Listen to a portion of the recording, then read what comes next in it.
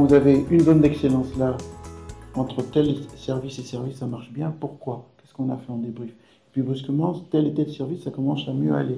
Et puis tel et tel service, ça commence à mieux aller. Et puis ça, cet effet quantique que brusquement, c'est l'histoire des problèmes de changement de culture, quoi. C'est le helium stick. C'est réalistique, quoi. Tu vois ce que je veux dire? Vous n'allez pas changer l'usine TAN, c'est pas possible. Ça prend énormément de temps. Mais par exemple, vous pouvez avoir des zones de référence, des trucs qui marchent bien.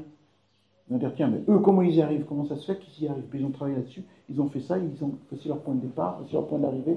Pourquoi on ne va pas leur demander? Puis on les copie.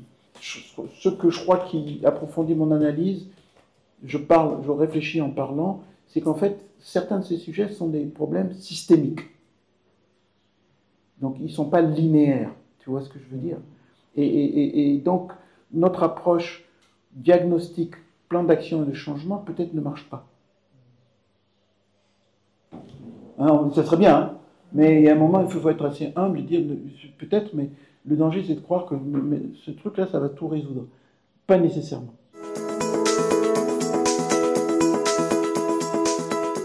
Mais pour vous, ça, c'est le code de présentation. C'est le code de est-ce que tu as fait le minimum de structuration intelligente pour proposer ton truc là. Parce que si, ici, comme le niveau il monte, si quelqu'un rentre ici et présente un peu n'importe quoi, si vous voulez, le feedback va être en cohérence avec ça. Et donc vous devez même filtrer les choses avant que ça rentre ici. Genre, de quoi tu parles? Qu'est-ce que tu veux? Pourquoi? Tu as des exemples et tout. C'est quoi ton intention? C'est une super question encore.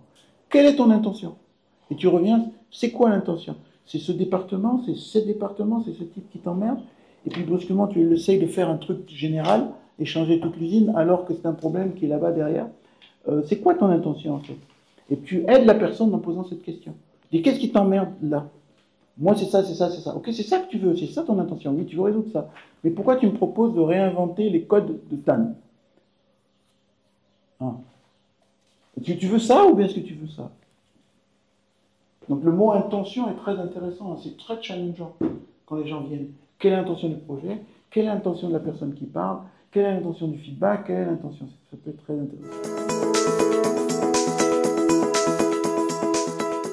Donc tout ça, c'est vraiment de la réflexion critique. Critical thinking. Et là encore, il y a des gens qui sont très forts. Vous pouvez amener des conférenciers, faire des conférences là-dessus, aller voir des séances sur la réflexion critique. Comment on réfléchit de façon critique. D'accord? Ce qui nous amène à faire juste, ça prend du temps, mais juste une fois être aligné là.